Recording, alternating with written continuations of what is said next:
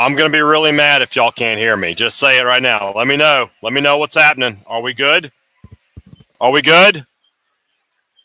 Better be good. We better be good. Are we good? Somebody tell me. Oh, it's not. I'm getting nervous.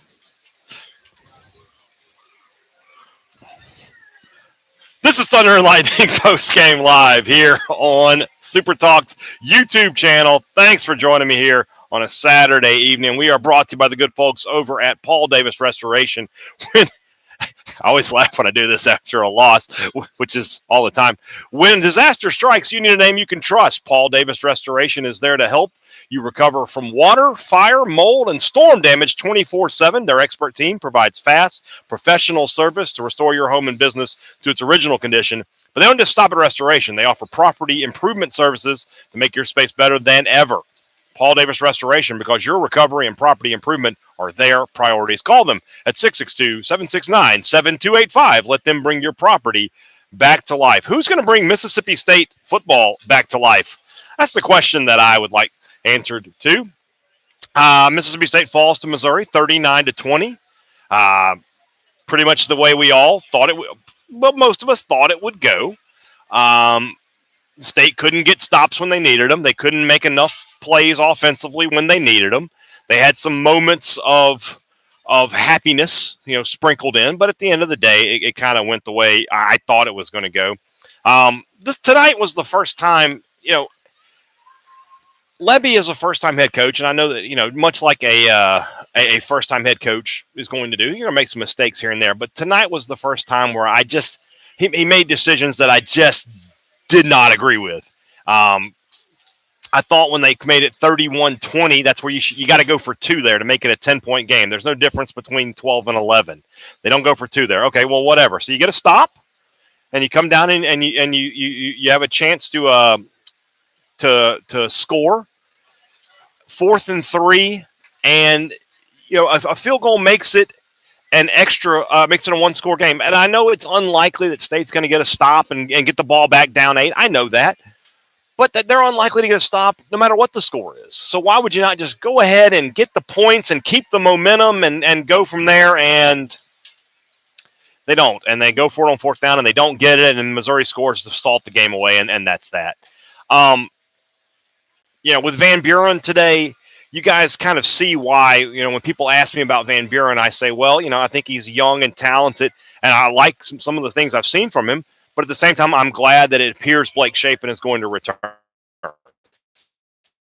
because State needs that. I think Shapen is better than Van Buren right now, and I don't think if he could stay healthy. Now he's got to stay healthy, and that's a big what if with Blake Shapen. But that's a story for another day. I got to go back and look when the last time State went winless at home, because if you go back to Tech and 10. State did get the home game win to start the year. They beat the University of Louisiana. I'm sorry, they beat Louisiana Tech. I should know that. It's Tech and 10. So they won that game and then went the rest of the way. So when's the last time State didn't get a home win? I have to know when that was. I know you guys are hurting. Yeah, Nick Graham, I'm hurting. I know. Look, this is not fun for anybody who is within the maroon and white fan base. Nothing enjoyable has happened this football season. In a time where universities are asking more of their fans than they ever have before. You're not getting any return on your investment if you're a Mississippi State fan. In terms of, even if you're not an NIL donor, if you're just a Bulldog Club member, if you just buy tickets to the game, you are not getting any kind of return on investment here as a Mississippi State fan. And so, you're here watching this, and I understand. I understand your frustration, your pain, your anger. I mean, there's a lot of anger, and it's completely justified. Somebody made a good point up in the chat, and I don't remember who said it, but it's something I've been thinking about, and that's when you get a new coach in, if they're going to turn things around, they kind of turn it around year one, don't they? Mullen did. And you want to look at Leach. I wouldn't say Leach was coming in to turn it around, Leach came into a program that had made, 9 straight bowl games, and it was, not that far removed. Oh, we did beat Eastern Kentucky at home.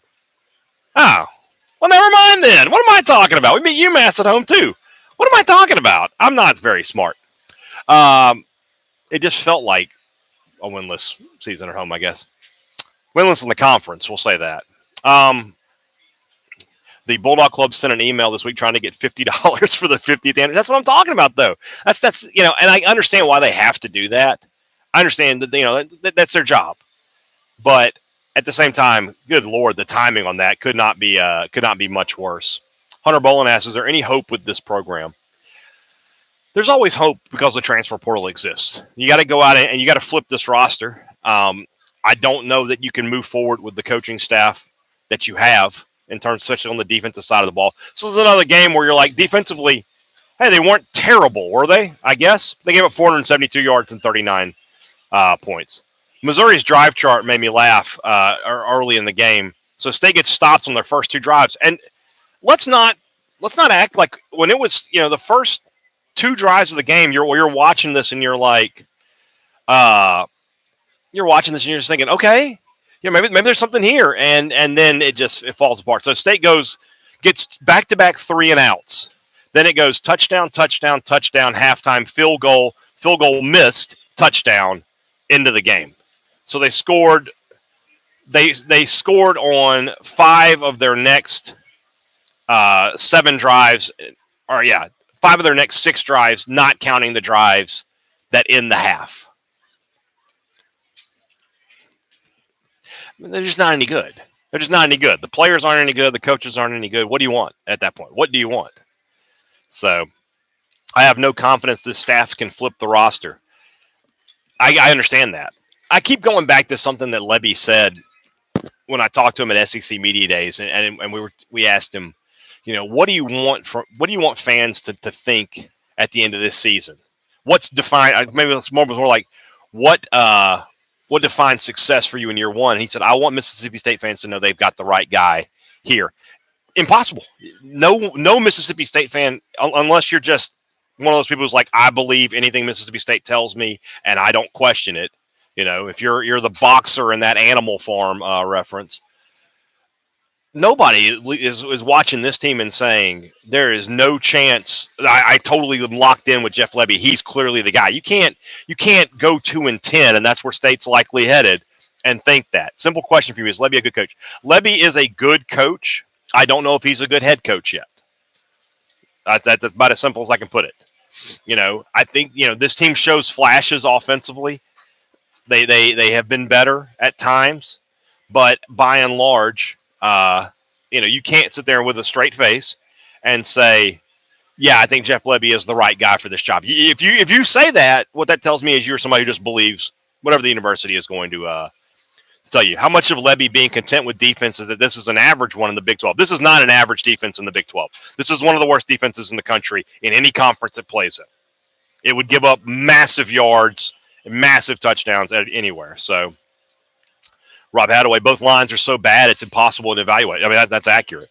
State has never been this bad up front. The offensive line, at least, it feels like it's gotten better at times this year. I mean, they averaged how many yards per carry today? 6.5 yards per carry. Only a couple of 2 sacks for Van Buren.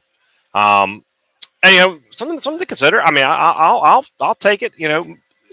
7 of Missouri's points are defensive, so 32 points. I said State needed like 35 to win. I was probably correct. For that. Booth has been great the last couple of weeks. He really has. He's finally started to figure out. It's a shame. This is his last tomorrow. Next Friday will be his last game here at Mississippi State. But 12. This is another thing that got me though. He scores on the long touchdown, makes it 31-20. 12 carries for 124 yards at that time. He doesn't touch the ball again. That doesn't make any sense to me. Doesn't make a lick of sense to me. This fan base will not watch this kind of defense 2 years in a row. I tend to agree with you. Who said that? Blanchard 63. I tend to agree. I tend to think that if Hutzler is run back, that there will be a lack of excitement. We'll put it mildly that way. So let me qualify by the true run and gun Big 12 defenses. No, No, that you can't. There's no qualifying this defense. It's the worst in the country. Look at the stats. There's no team that's this stat bad anywhere. They're awful. Big discussion on Twitter about no one wanting season tickets next year. I understand. That philosophy. I understand that line of thinking. I get it. Why would you, thousands of dollars to come and watch? If Hutzler's back, I'll just go ahead and tell you right now.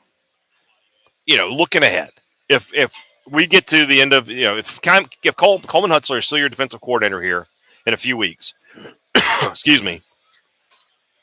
My prediction for Mississippi State will be: do they go 3-9 next year?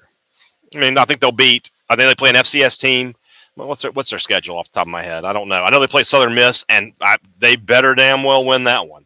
If you lose to USM, guys, you can't coach at Mississippi State anymore, in my opinion. So they play Southern Miss, Alcorn. Oh, they only have 3 non-conference games on here, huh? So does that mean that doesn't mean 9 games? I don't know. Something's wrong there. But anyway, 5-7 is the ceiling next year. Maybe, perhaps. I don't know that for a fact. I don't know it for a fact. I don't. You say 5-7. Okay, that means they're going to beat one conference team in all their non-conference. One of those non-conference games is Arizona State, who, if you're paying attention, they're going to go to the Big 12 championship game. That's a good-looking team. And then, you're going to win one conference game. Who is it? Because the name you would point to immediately would be Arkansas, right? Okay, that's on the road. Not going to be easy. Florida on the road. Your easiest home game on paper next year is Ole Miss. And who knows what Ole Miss is going to look like. Odds we go winless in the SEC again next year, 50%. If Hutzler's back, yeah, they're probably higher. They're probably higher, guys. It's just no. They're just not a lot of hope if Hutzler's back, in my opinion. So we got to be willing to spend $15 million in the offseason to compete. That is the number that I've heard a number of times. The problem is this, guys. You look at because I think Ole Miss spent probably a little bit over that right this year. That was to put together a team that was going to compete for the college football playoff and the national championship. I know it didn't work out. We'll laugh at them another day, but that's $15 million just to get back into a bowl game here at Mississippi State. That's just to look like a normal SEC football team. That's tough. Has the Egg Bowl ever looked so bleak for State? I thought about that, Miss Preston Kennard, with that question. I thought about that the other day. I was thinking about, this is this will be my 32nd straight, I think, 32nd, 33rd. And when's the last time I was just? You think about last year, and I thought that I'd watched Ole Miss play, and I was like, man, they win games, but they're not blowing anybody out. The game was in Starkville, so it wasn't the same level of hopelessness. Somebody, Sam Sharma mentions the 2008 game. I was at that game, and I'll tell you that going into it, Ole Miss had been up and down that year. They had lost to Vanderbilt earlier in the season. I thought that State, there was a way State could win that game. I did not see that 45-0 coming the way that it ended up going. So I didn't walk into the stadium that day thinking that was what was going to happen. So, 88, I went when State within the Tech and 10 year. I was there in Jackson, and maybe I was just too young at that time. I would have been, 12? So I don't know that I necessarily was like, State has no chance to win. That's probably back when I was still young and dumb and thought State had a chance to win every game they played. So Bill Reno said it right there. Needing $15 million to bring this team up to barely competent is depressing. It is, but that's kind of where we have going. My mind always says what if, but we all know what's going to happen in Oxford. Yes. Correct. Shane Bills, imagine you take a new job at a company that's struggling with little resources and bad team members, but you're supposed to turn that around overnight. Tough spot. It is a tough spot, but you're also not supposed to make it worse. That's what you're not considering here, Shane, is that this team was 5-7 a year ago. I know they lost some players, but that's why the portal exists. Your job is to get new players in here and make it better. You didn't do that. Is the only path to win a total Ole Miss collapse with their playoff hopes gone? I can't say out loud that I think that there's a chance for State to do anything. I don't. Would you rather have Lebby or Arnett? Lebby all day. Lebby, not even close. I only bring this up when State sucks, but after 5 years of complaining, why does the audio at the game still suck? It just does. I got a bunch of tweets today. Some people were saying there were new speakers and they could hear things better. And then I had a bunch of tweets saying it sounds like crap. I can't hear anything the PA is saying. I have no idea what's going on. No idea what's going on there. I don't think this is worse. Our offense is more exciting, just young and inexperienced with a defense that can't stop things. Junior high teams. But that's the point. The team overall is worse. The defense was much better last year, much better. But offensively, that team was very, very bad. We've flipped it around, so it is.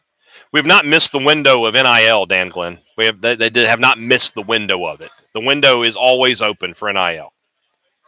Don't do that. If you choose Lebby over Arnett, then this team is better. The results don't bear that out. You didn't ask me who I think. You asked me who I think is better. Who's a better coach, Jeff Lebby or Zach Arnett? Jeff Lebby is a better coach. Is he doing a better job right now? In terms of wins and losses, no. But Zach Arnett, something happened to that guy a year ago.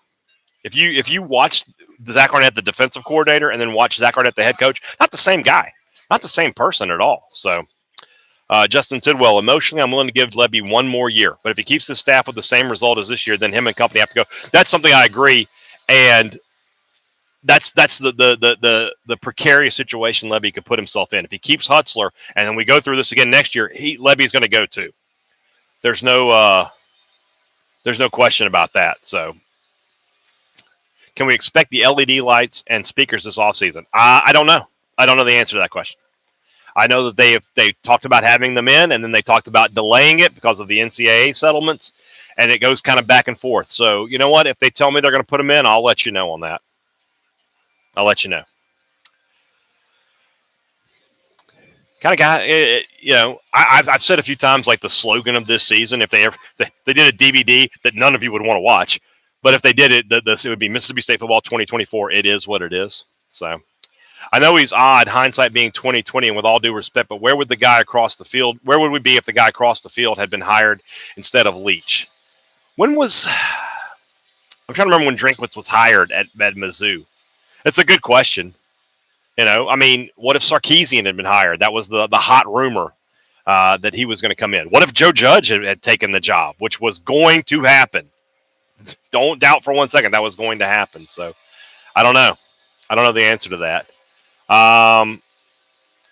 Will Selman get to hire another coach? Yeah, you give him two. You'll give him two. Strickland got two. Everybody gets two. Cohen got two. It's usually the third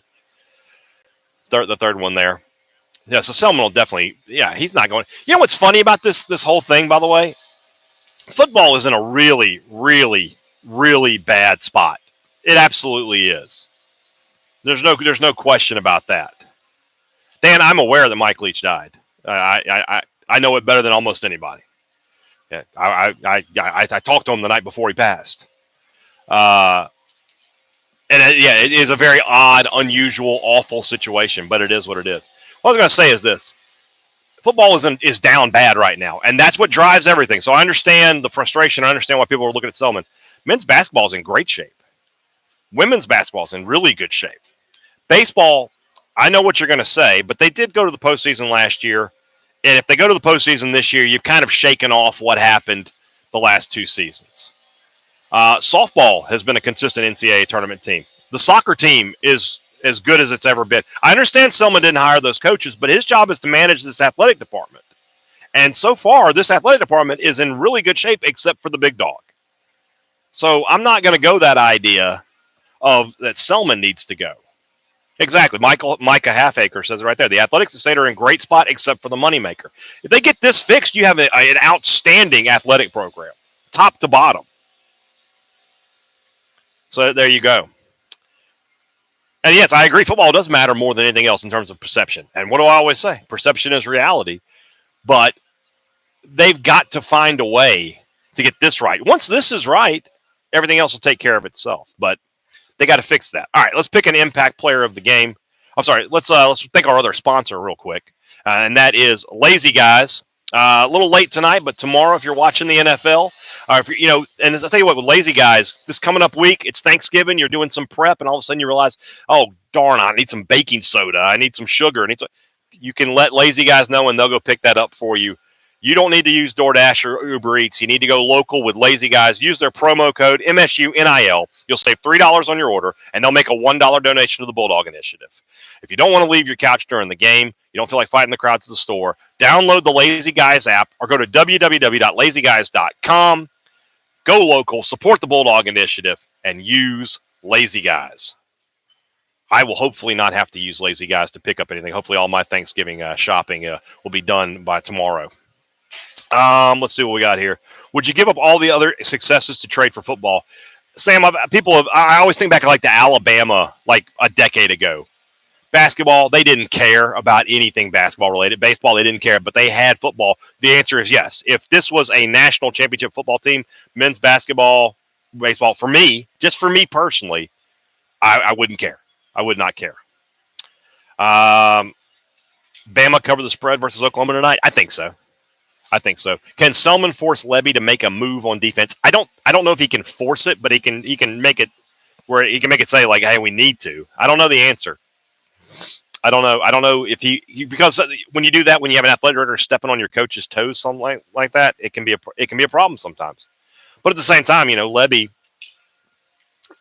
what's he going to do? That guy's his boss, so.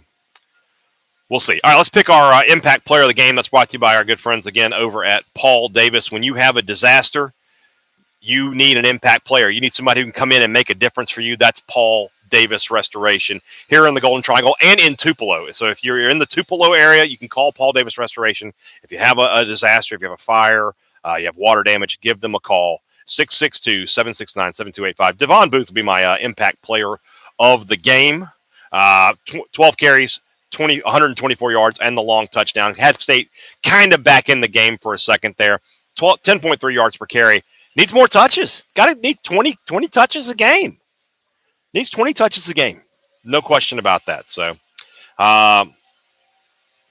there anything we can do to force a change? I mean, what are you going to do? Sam, there is something you can do, Sam. If you are a 7-figure donor, you can probably get some changes made. If not, no, you can't do anything. So, this is what it is. Can you run Hutzler back and earmark his buyout to NIL? You can't run him back. You just can't. You can't. Auburn up 14-0. Seriously? It's going to be funny to watch A&M lose this week and then go and beat Texas somehow next week. Do I feel urgency to fix the football program? Let me say this. I'm not saying the answer is no. Okay, I'm not saying that. It's just that I'm not in those meetings. So, but I've talked to Selman in the past, and he knows that if football goes down, everything comes down with it. He's not an idiot. So, Selman knows that he has to get this right. He's working to get this right. I feel like they're going to do everything they can to get this right. It's just going to be a little bit more it's going to be a lot more of a process than we thought it'd be. I thought this was going to be a 6-6 football team. They're not. They're just not. They are a lot. And I said all offseason, I said this defense is going to be bad. The offense will be good enough to carry it, but they're much, much worse than I thought. I have a son. Just had a son. Congrats, Sam. I graduated from State and Georgia. Sam Scarlett. We're not going to put him on the air. That screwed everything up last time. Did you ask Lebby or did anybody ask Lebby about why he didn't kick the field goal to cut it to 8? I don't think anyone asked, but he said that the book said to go for it or something like that. Lebby said the book said to go for it. That's BS, and you know that it is. You make it a 1-score game. The book. I'm not doing that. Vandy scores. You don't say. You know what? If you got to be miserable, I think it's best to have the other people you don't like in this world be miserable right along with you. So that's just me, Bill Reno. Get a new book. What book were you reading? Yeah, it's a Mississippi State only. Yeah, I get it. All right. It is now Egg Bowl week.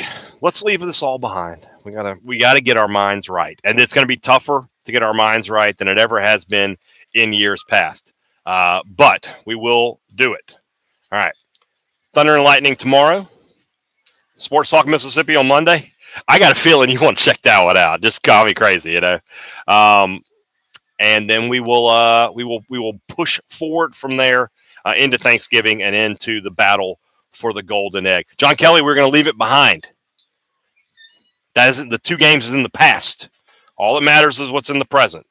Two things that are true. I'll give them to you early here. One, that's the last game of the season, and we can all forget about this season in 6 days. And 2, it will all be forgotten if something miraculous happens and State walks away with the golden egg. And you know I'm right. So is that going to happen? I don't think so. But you never know. So we'll see what happens. David Bentley, if I could get a mini basketball goal with Richard Cross's face on it, I would absolutely drag that thing into the studio and bring it in. So there we go. Who's this guy? Y'all know him? See you, buddy. All right, boys. Y'all have a great rest of your night, and I will talk to you again very, very soon. Thanks for joining me here on Thunder and Lightning Live post-game show here on YouTube. Later, guys.